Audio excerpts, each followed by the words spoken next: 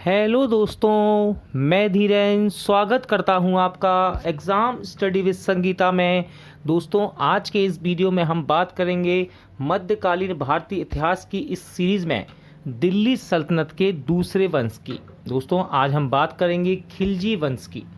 इससे पहले दोस्तों हमने दिल्ली सल्तनत में गुलाम वंश को यहाँ पर कवर किया है और आज इस वीडियो में हम खिलजी वंश के सभी महत्वपूर्ण शासक व उनके इम्पोर्टेंट जो क्वेश्चन एग्ज़ाम में बनते हैं सभी फैक्ट यहाँ पर देखने वाले हैं डिटेल के साथ। दोस्तों, आप इस वीडियो को एक कहानी की तरह यदि देखेंगे तो आप इस वीडियो को एंड तक पाएंगे कि आपको पूरा का पूरा खिलजी वंश याद हो जाएगा। दोस्तों, मध्यकालीन भारतीय इतिहास में अब तक हमने भारत पर होने वाले मुस्लिम आक्रमण को कवर किया है, अरब तुर्क आक्रमण, और गुलाम वंश के बाद आज ये खिलजी वंश का एक नया वीडियो आपके लिए मैं लेकर आया हूँ। ये वीडियो आपके लिए आने वाली प्रतियोगिता परीक्षाओं के लिए दोस्तों इम्पोर्टेंट रहेगा और कोशिश कीजिएगा इस वीडियो को एंड तक पूरा ज़रूर देखिएगा एक बार। इसके बाद दोस्तों जल्द ही दिल्ली सल्तनत से जब हमारा दिल्ली सल्तनत कंप्लीट हो जाएगा तो मैं आपके लिए एक ऑब्जेक्टिव वीडियो भी यहाँ पर प्रेजेंट करूँगा, जिससे कि आपको प्रीवियस ईयर में पूछे गए क्वेश्चन भी प्रैक्टिस हो सके कि किस प्रकार के क्वेश्चन यहाँ से पूछे जाते हैं। तो चलिए दोस्तों स्टार्ट करते हैं। दिल्ली सल्तनत, खिलजी वंश। दिल्ली सल्तनत में आज हम पढ़ने वाले हैं दोस्तों खिलजी वंश। तो दोस्तों, मध्यकालीन भारतीय इतिहास की इस सीरीज़ में हम लोग पढ़ रहे थे सल्तनत काल, जिसमें 5 वंशों ने 320 वर्षों तक शासन किया। और पिछले वीडियो में हमने देखा दोस्तों कि 1206 से लेकर 1290 ईस्वी तक किस तरह गुलाम वंश या फिर आप दास वंश कह सकते हैं, दिल्ली पर इसने शासन किया। अब इसी क्रम में हम बात करेंगे जिस दूसरे वंश की, वह वंश है दोस्तों खिलजी वंश। ठीक है, कौन सा वंश है? खिलजी वंश। और आज हम खिलजी वंश के बारे में बात करेंगे। देखिए, दास वंश के अंतिम शासक क्यूमर्स की हत्या करके एक नए वंश की स्थापना होती है, जिसे हम खिलजी वंश कहते हैं। ये वंश बहुत लंबे समय तक तो नहीं चला, 1290 ईस्वी से लेकर 1320 ईस्वी तक ही इसका शासनकाल रहा, लगभग 30 वर्ष। लेकिन इस समय में एक प्रमुख शासक रहा दोस्तों, जिसका नाम है अलाउद्दीन खिलजी। ठीक है, खिलजी वंश में जो प्रमुख शासक रहा उसका नाम है अलाउद्दीन खिलजी, जो कि एग्ज़ाम के लिए बहुत ज़्यादा इंपॉर्टेंट हो जाता है। ठीक है, तो सबसे पहले हम बात करेंगे दोस्तों खिलजी वंश के संस्थापक जलालुद्दीन खिलजी के बारे में। तो एक बार और प्री रिकैप देख लेते हैं। देखिए, दिल्ली सल्तनत में 1206 से 1526 ईस्वी तक का 5 वंशों का शासन रहा। कितने वर्ष का? 320 वर्ष का। ठीक है, इन 320 वर्षों में प्रथम 3 वंश तुर्क थे और अंतिम के 2 अफगान थे। ठीक है, ये दोनों अफगान वंश हैं, सैयद और लोदी। और इससे पहले के तुर्क वंश थे। ठीक है, इसलिए इस काल को तुर्क अफगान काल भी कहा जाता है। ठीक है, खिलजी वंश की स्थापना 1290 ईस्वी में जलालुद्दीन फिरोज खिलजी ने गुलाम वंश के अंतिम शासक क्यूमर्स की हत्या करके की थी। ठीक है, और दिल्ली सल्तनत में खिलजियों का शासनकाल सबसे कम समय तक रहा। देखिए, एक बार देख लेते हैं दोस्तों कि खिलजी वंश में हमें कौन कौन से शासक पढ़ने हैं। तो देखिए, सबसे पहले बात करेंगे हम खिलजी वंश के संस्थापक जलालुद्दीन फिरोज खिलजी की। ठीक है, इसके बाद जो सबसे ज़्यादा इंपॉर्टेंट है वो है आपका अलाउद्दीन खिलजी। ठीक है, अलाउद्दीन खिलजी को पढ़ेंगे। फिर सिहाबुद्दीन खिलजी, कुतुबुद्दीन मुबारक खिलजी और नसरुद्दीन खुसवर शाह के बारे में भी थोड़ा थोड़ा यहाँ पर हम देखेंगे, जहाँ से 1-2 क्वेश्चन एग्जाम में पूछ लिए जाते हैं, तो उसको भी हम देखेंगे। तो चलिए, सबसे पहले हम स्टार्ट करेंगे जलालुद्दीन फिरोज खिलजी से। जलालुद्दीन फिरोज शाह खिलजी, इसका शासन रहा दोस्तों 1290 ईस्वी से 1296 ईस्वी तक। ठीक है, खिलजी वंश का ये संस्थापक था। कौन? जलालुद्दीन फिरोज खिलजी। ठीक है, 1290 ईस्वी में इसने खिलजी वंश की स्थापना की। दिल्ली सल्तनत के राज सिंहासन पर बैठते समय इसकी आयु कितनी थी? 70 वर्ष। ठीक है दोस्तों, 70 वर्ष। जलालुद्दीन इस वंश का प्रथम शासक होने के साथ साथ इसका संस्थापक भी था। ठीक है, देखिए 70 वर्ष की आयु में ये राजा बना। ये काफ़ी एजड पर्सन था। ठीक है, कहा जाता है कि दिल्ली सल्तनत के शासकों में सबसे उम्र दराज शासक यही था। और 70 वर्ष की आयु में गद्दी प्राप्त करने के बाद हर व्यक्ति क्या चाहता है कि वो शांतिपूर्ण अपना जीवन व्यतीत करे, इसलिए इसने ज़्यादा युद्ध नहीं लड़े। अब देखिए इंपॉर्टेंट है यहाँ से फैक्ट, जलालुद्दीन वह दिल्ली का प्रथम सुल्तान था जिसने हिंदुओं के प्रति उदार दृष्टिकोण अपनाया था। ठीक है, इसके राजाभिषेक की बात कर लें तो जलालुद्दीन का राजाभिषेक भारत में ही किलोखरी के महल में कराया गया, जो कि दिल्ली के समीप में है। ठीक है, किलोखरी के महल में कराया गया इसका राजाभिषेक, जो कि कहाँ पर है, दिल्ली के समीप है।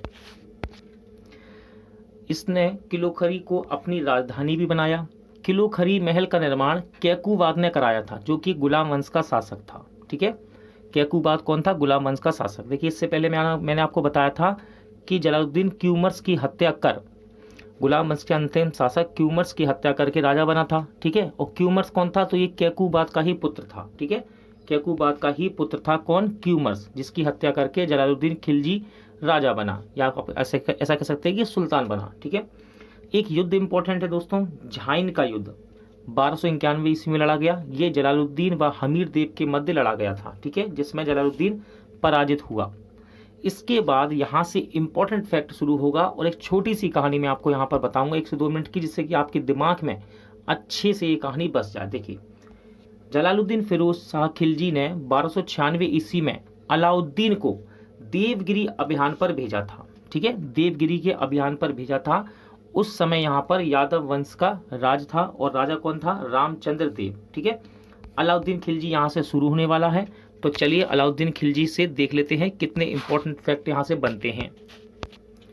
देखिए अलाउद्दीन जलालुद्दीन का भतीजा था, उसके पिता का नाम सिहाबुद्दीन खिलजी था। ठीक है, अलाउद्दीन के पिता का नाम क्या था, सिहाबुद्दीन खिलजी। एग्जाम में देखिए ज़्यादा पूछता नहीं है, लेकिन फिर भी मैं आपको बता रहा हूँ, हो सकता है कहीं एग्जाम में टकरा जाए क्वेश्चन। ठीक है, अलाउद्दीन के पिता की मृत्यु दोस्तों बहुत ही जल्दी हो गई थी, यानी जब अलाउद्दीन बहुत छोटा था। ठीक है, उस समय अलाउद्दीन के पिता की मृत्यु हो गई और अलाउद्दीन का पालन पोषण, रखवाली, सब कुछ किसने किया, जलालुद्दीन ने। ठीक है, और वो आगे चलकर एक योग्य सेनापति भी बना। परिणाम क्या हुआ, 1296 ईस्वी में जलालुद्दीन ने अलाउद्दीन को दक्षिण के अभियान के लिए भेजा था। उत्तर भारत पर तो इनका अधिकार था ही, अब ये दक्षिण में दिल्ली सल्तनत को बढ़ाना चाहते थे। अलाउद्दीन ने देवगिरी क्षेत्र पर अभियान किया, वहाँ यादव वंश का शासन चल रहा था, जिसका राजा कौन था, रामचंद्र देव था। ठीक है, और यहाँ अलाउद्दीन को जीत मिली और साथ ही साथ इसी क्रम में उसे अपार धन मिला, यानी कि बहुत सारा धन उसने लूटा। उसमें से अधिकांश पैसा अलाउद्दीन ने छुपा लिया और जब वह यानी कि अलाउद्दीन वहाँ से लौट रहा था देवगिरी अभियान से, तो उसे एहसास हुआ कि मैं अब राजा बनने लायक हूँ। ठीक है, नतीजा क्या हुआ, उसने जलालुद्दीन की धोखे से हत्या कर दी और खुद शासक बन गया। ठीक है, तो यहाँ से स्टार्ट होगा दोस्तों आपका अलाउद्दीन खिलजी। इसके बारे में हम एक एक पॉइंट यहाँ पर देखेंगे। देखिए अलाउद्दीन खिलजी जलालुद्दीन खिलजी का भतीजा तथा दामाद था। ठीक है, भतीजा भी था, साथ ही साथ दामाद भी था। ये देखिए इसका शुरुआती व्यवहार बहुत अच्छा था, इसीलिए जलालुद्दीन ने अपनी पुत्री का विवाह इससे करवा दिया, लेकिन बाद में उसने जलालुद्दीन की हत्या कर दी गद्दी प्राप्त करने के लिए। ठीक है, 1296 ईस्वी में यह सुल्तान बना, कौन, अलाउद्दीन। ठीक है, अलाउद्दीन के बचपन का नाम था दोस्तों अली और गुरसास्प। ठीक है, ये दो नाम याद रखिएगा, अली और गुरसास्प इसके बचपन का नाम है। वह दिल्ली सल्तनत का प्रथम शासक था जिसने दक्षिण भारत में विजय पताका फहराई, और उसका श्रेय जाता है मलिक काफूर को, जिसको 1000 दीनारी भी कहा जाता है। ये इसका सेनापति था, इसके बारे में हम आगे जाके जरूर पढ़ेंगे। ठीक है, मलिक काफूर के बारे में, ये एक हिजड़ा था दोस्तों, याद रखिएगा। ठीक है, मलिक काफूर कौन था, एक हिजड़ा था और इसका सेनापति भी था। इसे खरीदा गया था 1000 दीनार में, इसीलिए इसे 1000 दीनारी कहा जाता है। इसके लिए हम आने वाले समय में मलिक काफूर को भी अच्छे से पढ़ेंगे। देखिए अलाउद्दीन खिलजी का जो राजाभिषेक है ना, वो 1296 ईस्वी में दिल्ली में बलवन के लाल महल में हुआ था। ठीक है, कहाँ पर, दिल्ली में बलवन के लाल महल में इसका अभिषेक हुआ, राजाभिषेक। इसने अपने सिक्कों पर सिकंदर ए सानी अर्थात द्वितीय सिकंदर की उपाधि धारण की थी। दोस्तों इसके मन में था विश्व विजेता बनना, ये विश्व विजेता बनना चाहता था, इसीलिए इसने सिक्कों में सिकंदर ए सानी या द्वितीय सिकंदर की उपाधि धारण की। इसे कुछ और भी उपाधि दी गई हैं जो कि इंपॉर्टेंट है, तो याद रखिएगा। पहली है सिकंदर ए सानी, दूसरी है विश्व का सुल्तान, तीसरी है युग का विजेता और चौथी है खलीफा का नायाब। ये इसकी कुछ इंपॉर्टेंट उपाधियां हैं। साथ ही साथ ये बात करेंगे अलाउद्दीन के सेनापतियों की, और आगे चलकर हम इन सेनापतियों की भूमिका भी देखेंगे इसके अभियानों में। तो इसके अभी एक छोटा सा नाम, केवल नाम पढ़ लेते हैं जिससे कि आगे चलकर हमको दिक्कत ना हो किसके सेनापति कौन कौन है। देखिए, मलिक काफूर अलाउद्दीन खिलजी का सेनापति था, इसने दक्षिण भारत अभियान में भूमिका निभाई। दूसरा है जफर खां, मंगोल आक्रमण में इसने भूमिका निभाई और ये मंगोल आक्रमण करते समय मारा गया था। ठीक है, कौन? जफर खां, इंपॉर्टेंट है फैक्ट। उलुग खां, नुसरत खां और अल्प खां, ये इसके और भी 3 सेनापति और थे। ठीक है, कुल मिलाकर 5 इसके सेनापति रहे। देखिए, जब अलाउद्दीन ने गद्दी प्राप्त की तो उसने नई चीज़ों का प्रयोग करना शुरू किया, हर क्षेत्र में नए प्रयोग। अब हम उसके एक एक टॉपिक वाइज करके समझने की कोशिश करेंगे कि इसने क्या क्या प्रयोग करने की कोशिश की। तो अलाउद्दीन के प्रयोग में सबसे पहले आता है राजत्व का सिद्धांत। ठीक है, क्या होता है राजत्व का सिद्धांत? तो देखिए, राजत्व का सिद्धांत, इसका मतलब है राजा बनने के क्रम में उसने कुछ नए सिद्धांतों का प्रतिपादन किया। अब तक हमने देखा दिल्ली सल्तनत के शासक सुल्तान बनने के लिए खलीफा से अनुमति लेते थे और इस्लामिक प्रणाली से चलते थे, लेकिन इसने कहा धर्म अलग रहेगा और शासन व्यवस्था अलग रहेगी। तो धर्म और शासन को बांटकर शासन करना इसने प्रारंभ किया। ठीक है, तो वो किया था किसने? अलाउद्दीन खिलजी ने किया था। ये था इसका राजत्व का सिद्धांत। ठीक है, अलाउद्दीन इस्लाम सिद्धांतों के अनुसार शासन इसने बिल्कुल भी नहीं किया। ठीक है, अलाउद्दीन ने अपनी प्रशासनिक व्यवस्था को इस्लाम के अनुरूप नहीं चलाया। अलाउद्दीन ने खलीफा से सुल्तान की उपाधि भी नहीं ली थी। साथ ही साथ याद रखिएगा, अलाउद्दीन के राजत्व सिद्धांत की प्रमुख विशेषता थी निरंकुशता। अब ये निरंकुशता क्या होती है वो भी मैं आपको बताऊंगा। ठीक है, अलाउद्दीन निरंकुश शासन की स्थापना इसने की थी। क्या होता है निरंकुश शासन? तो देखिए, निरंकुशता का मतलब है अपने कार्यों को करने के लिए जनता की भलाई को नहीं देखते हैं। जो राज्य या प्रशासन के लिए अच्छा है उसे ही देखा जाता है और उसे ही किया जाता है, चाहे उससे जनता को नुकसान क्यों ना हो। ठीक है, तो यही होता है दोस्तों निरंकुशता। यही सिद्धांत दास वंश अथवा गुलाम वंश में बलबन ने भी अपनाया था। ठीक है, यानी कि ऐसे कार्य जो जनता के लिए अच्छे हों चाहे ना हो, लेकिन राज्य के लिए और प्रशासन के लिए अच्छे होते हैं, इसको बोलते हैं निरंकुशता का सिद्धांत। अलाउद्दीन खिलजी के दोस्तों 2 टॉपिक यानी कि 2 पॉइंट बहुत ज़्यादा इंपॉर्टेंट रहते हैं एग्जाम के लिए। पहला सैनिक सुधार। ठीक है, सैनिक सुधार, इसके बाद है बाजार व्यवस्था।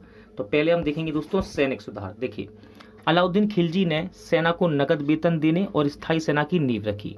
ठीक है, दूसरा पॉइंट है घोड़े दागने व सैनिकों के हुलिया लिखने की प्रथा की शुरुआत भी अलाउद्दीन खिलजी ने की थी। अब देखिए, इन दोनों पॉइंटों को यदि आप अच्छे से सुन लेंगे ना एक बार, तो एग्जाम में कभी भी नहीं भूलेंगे कि ये स्थायी सेना और नकद वेतन ये कहाँ से और कैसे आ रहा है। ठीक है, तो देखिए, अलाउद्दीन खिलजी ऐसी स्थितियों में राजा बना जब उसके विद्रोही बहुत अधिक थे। ऐसे में उसने अपनी सेना को मजबूत करने का फैसला लिया। अच्छी सेना तैयार करने के लिए सैनिक सुधार किए जाते हैं, याद रखिएगा। ठीक है, सबसे पहले उसने सेना को स्थायी किया। इससे पहले राजा युद्ध के समय सेना की बहाली करते थे और युद्ध समाप्त होने पर उन्हें यानी कि सैनिकों को भुगतान करके उन्हें घर भेज देते थे। लेकिन ये पहला मौका था जब अलाउद्दीन ने स्थायी सेना की स्थापना की, यानी कि परमानेंट रूप से कार्य करेगी अब सेना। ठीक है, और उन्हें भूमि नहीं दी, इसने भूमि ना देकर नगद वेतन दिया।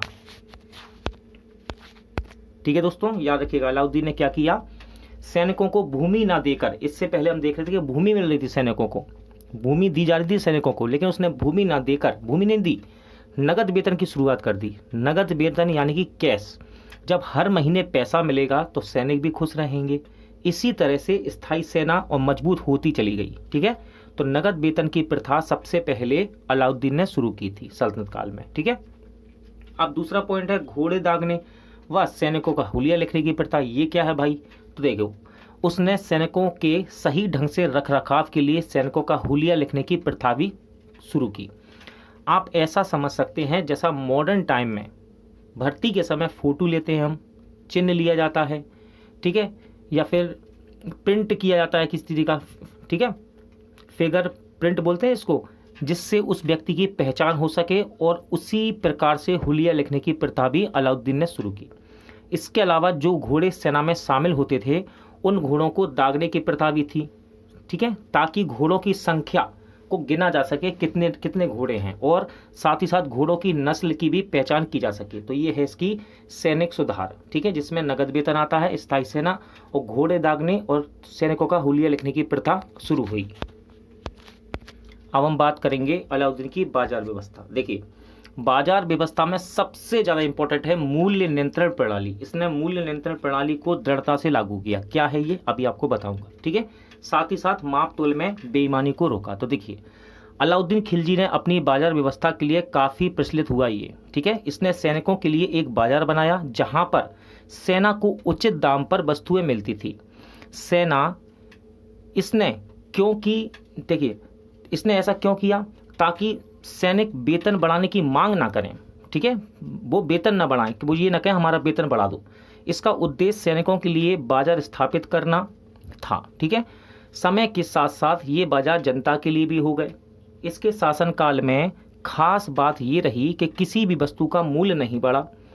अलाउद्दीन ने मूल्य का निर्धारण कर दिया था और वस्तुओं के दाम को नहीं बढ़ने दिया। इसके लिए उसने कालाबाजारी को रोका था, ठीक है, तभी तो मूल्य बढ़ेगा जब हम कालाबाजारी को रोकेंगे। अब देखिए, मापतोल की बात करें, मापतोल की बात कर लेते हैं। तो इससे पहले क्या होता था दोस्तों, यदि वस्तु के दाम नहीं बढ़ रहे हैं तो दुकानदार कम तोल कर सामान कम देता था। ये भी एक तरह की बेईमानी है। इसे रोकने के लिए उसने कड़े तरीके से अनुपालन किया और बाजार में जो नियुक्त अधिकारी थे उनका काम था कि माप तोल की माप करी जाए, यानी कि जो तराजू वहाँ यूज़ हो रहा है उसको देखा जाए कि उसमें कोई चोरी तो नहीं कर रहा। और कहा जाता है जो व्यक्ति माप तोल में कम तोलता था उसके शरीर से उतना ही मांस काट लिया जाता था, ठीक है। उसके लिए दोस्तों उसने अलग से एक संगठन भी बनाया कि इस पे जो निगरानी रख सके, ठीक है। और साथ ही साथ याद रखिएगा, अलग अलग वस्तुओं के लिए अलग अलग बाजार इसने बनाए थे। इसके बाजार 4 प्रकार के थे, ठीक है। अच्छा, यहाँ से एक पॉइंट और याद रखिएगा, ये एक नया धर्म चलाना चाहता था। हमने इससे पहले पढ़ा था कि ये इस्लाम के अनुरूप नहीं चला, ठीक है, इस्लाम को नहीं माना इसने, खलीफा से सुल्तान की उपाधि नहीं ली, तो ये एक नया धर्म भी चलाना चाहता था। ये पॉइंट भी एग्जाम में पूछ लिया जाता है। बात करेंगे अलाउद्दीन खिलजी की राजस्व अथवा कर व्यवस्था के बारे में। तो देखिए, अलाउद्दीन ने मंगोलों का मुकाबला करने एवं सुदृढ़ साम्राज्य की स्थापना के लिए कर में वृद्धि की।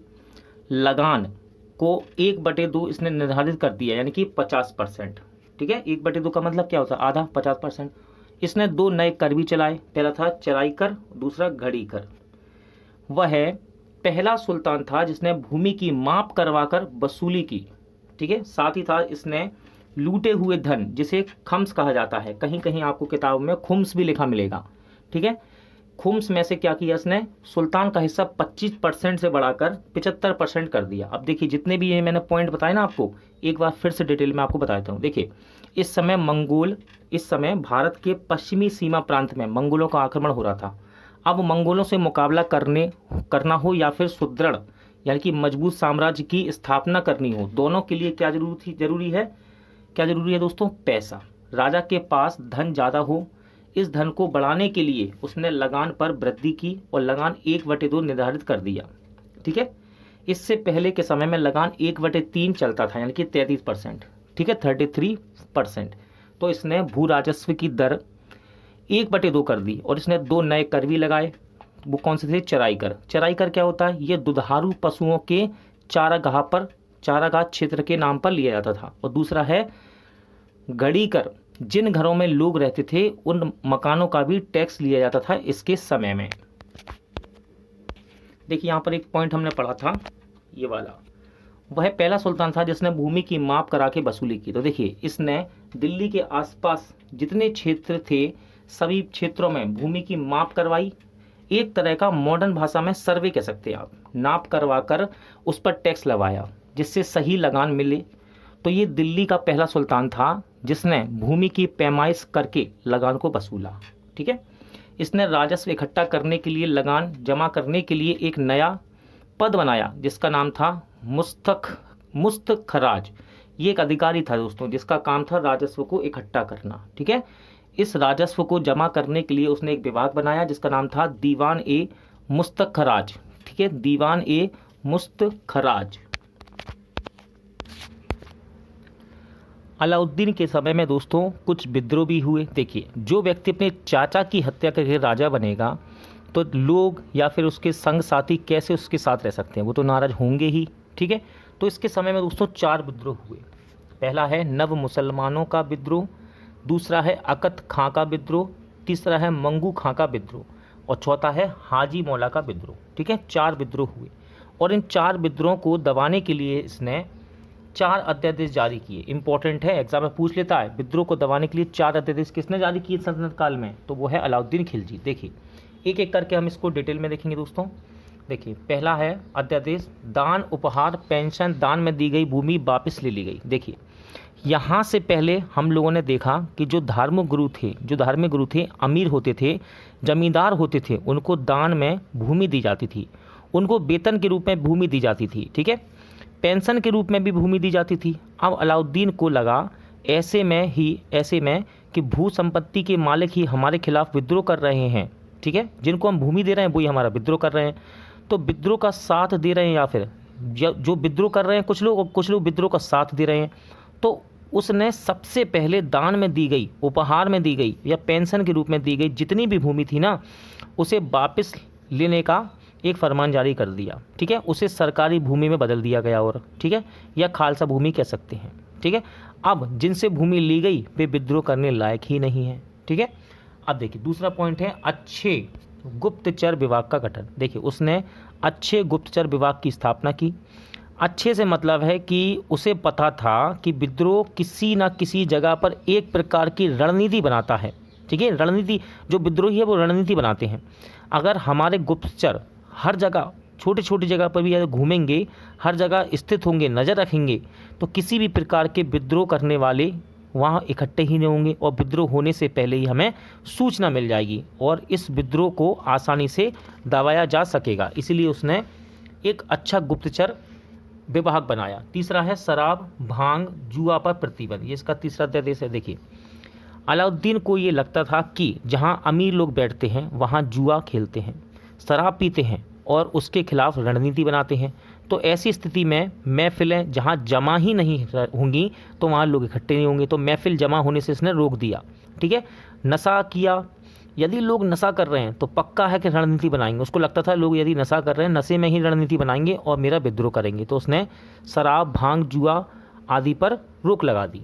चौथा अध्यादेश है अमीर एवं सरदारों के मेल मिलाप, दावतों और वैवाहिक संबंधों पर प्रतिबंध लगाया इसने। देखिए, अमीर हो गए, सरदार हो गए, ये दावतें बुलाते थे, एक जगह दावत बुलाते थे और सारे सरदार व अमीर इकट्ठे हो जाते थे और विद्रोह की चर्चा करते थे। तो इसने दावतें व आपसी विवाह पर भी रोक लगा दी थी। ठीक है, साथ ही साथ याद रखिएगा दोस्तों, हिंदुओं पर भी कठोर नीति के तहत उन्हें निर्धन बनाया ताकि वे विद्रोह ना कर सके। कई सारे कर लाद दिए गए उनके ऊपर, हिंदुओं की ज़मीन भी वापस ले ली गई। नतीजे में ये हुआ, उसके साम्राज्य में हिंदू निर्धन हो गए और निर्धन कर दिए गए, जिससे कि वे अलाउद्दीन के खिलाफ विद्रोह ही ना कर सकें। अब बात करेंगे अलाउद्दीन के अभियान की। देखिए, इसके अभियानों को दोस्तों 2 भागों में बांटा जाता है, उसको भी हम देख लेंगे एक बार। पहला है उत्तर भारत के अभियान, ठीक है, और दूसरा है दोस्तों दक्षिण भारत के अभियान। उत्तर भारत में क्या करता था ये, जब भी ये उत्तर भारत में इसने जितने भी अभियान किए, युद्ध किए, उनमें जीते हुए राज्यों को ये अपने साम्राज्य में मिला लेता था। लेकिन दक्षिण भारत के अभियान में ऐसा नहीं करता था। ये क्या करता था, दक्षिण के राज्यों में जिस भी राज्य को जीतता था उसे साम्राज्य में नहीं मिलाता था, बल्कि ये कहता था कि मेरी अधीनता स्वीकार कर लो, यानी कि मुझे तुम राजा समझो और काम और राजपाट तुम चलाओ, बस तुम मुझे है ना कर भेज देना। ठीक है, जो भी लगान कर है वो तुम मुझको भेजते रहो, राजा तुम ही रहो, मैंने तो तुमको हरा दिया, तुम मेरी कहते हैं कि अधीनता स्वीकार करना, यानी कि तुम मेरे शरण में रहो एक तरह से, ठीक है, और राजपाट चलाओ, बस मुझे कर भेजते रहो, ठीक है। लेकिन उत्तर भारत में क्या था, उत्तर भारत में ये साम्राज्य में जीते हुए राज्यों को साम्राज्य में मिला लेता था, ठीक है, मिला लेता था अपने साम्राज्य में, लेकिन दक्षिण भारत में ऐसा नहीं करता था। तो सबसे पहले हम देखेंगे इसके उत्तर भारत के अभियान। देखिए उत्तर भारत के अभियान में सबसे पहला जो इम्पोर्टेंट अभियान है वो है गुजरात अभियान। ये हुआ 1299 में, ठीक है। इस समय गुजरात का शासक था राय कर्ण बघेला। इसका नेतृत्व किया दोस्तों इसके सेनापति उलुग खां व नुसरत खां ने। यहाँ पर एक इम्पोर्टेंट घटना हुई, यहाँ पर नुसरत खां ने 1000 दीनार में मलिक काफूर को खरीदा, इसीलिए इसे 1000 दीनारी कहा जाता है, ठीक है। गुजरात अभियान के दौरान खरीदा गया था, ध्यान रखना, कौन, मलिक काफूर। और देखिए अलाउद्दीन ने राय कर्ण बघेला की पत्नी जिसका नाम था कमला देवी से विवाह कर लिया, ठीक है। जो गुजरात का शासक था ना राय कर्ण बघेला, उसकी पत्नी से इसने शादी कर ली, ठीक है, विवाह कर लिया अलाउद्दीन ने, और उससे उसे एक पुत्र हुआ जिसका नाम है खिलजी खां, ध्यान रखिएगा। इसके बाद बात करेंगे राजस्थान अभियान की। तो सबसे पहले यहाँ पर आता है रणथंभौर अभियान, 1300 से 1301 ईस्वी के बीच हुआ। यहाँ का शासक था राणा हमीर देव, ठीक है। इसका नेतृत्व ही इसके सेनापति उलुग खां व नुसरत खां ने किया था। क्या परिणाम हुआ, अलाउद्दीन खिलजी यहाँ विजयी रहा। देखिए यहाँ पर इंपॉर्टेंट क्या हुआ, राणा हमीर देव तो यहाँ पर जितने भी राजपूत थे यानी कि सैनिक थे वो सब शहीद हो गए। उनकी बीवियों ने यानी कि उनकी पत्नियों ने यहाँ जौहर किया था। और इस अभियान में अलाउद्दीन खिलजी के साथ कौन था, अमीर खुसरो। और अमीर खुसरो ने सबसे पहली बार जौहर को कहाँ देखा था, इसी रणथंभौर अभियान में देखा था, ठीक है। जैसा कि दोस्तों पद्मावती में आपने जौहर देखा, ठीक है, अभी पद्मावती की बात करेंगे हम। उसी प्रकार सबसे पहले यदि अमीर खुसरो ने कहीं जौहर देखा था तो वो रणथंभौर अभियान में ही देखा था। इसके बाद बात करते हैं चित्तौड़ अभियान की, ठीक है। चित्तौड़ अभियान, यहाँ के शासक थे रतन सिंह, राणा रतन सिंह, ठीक है। परिणाम क्या हुआ, खिलजी विजयी रहा। देखिए रानी पद्मावती रतन सिंह की पत्नी थी, ठीक है। रानी पद्मावती ने चित्तौड़ की महिलाओं के साथ जौहर कर लिया था, क्योंकि रतन सिंह तो शहीद हो गए, इनके साथ ही जितने भी थे सैनिक सिपाही वो सब शहीद हो गए, तो यहाँ की महिलाओं ने मिलकर जौहर कर लिया था। इससे पहले हमने और देखा रणथंभौर में भी जौहर हुआ था। तो मैंने आपको बोला कि अलाउद्दीन के साथ वहाँ कौन था, अमीर खुसरो। और अमीर खुसरो ने पहली बार जौहर को वहीं देखा था। और दूसरा जौहर कहाँ हुआ, रानी पद्मावती ने किया था महिलाओं के साथ मिलकर, वो किया चित्तौड़ अभियान में, ठीक है। अलाउद्दीन ने चित्तौड़गढ़ को अपने बेटे खिलजी खां के अधीन कर दिया था, ठीक है। इसके बाद आता है मालवा अभियान 1305 ईस्वी में। यहाँ का शासक था महलक देव, ठीक है, जिसमें महलक देव पराजित हुआ और मालवा को सल्तनत में मिला लिया गया।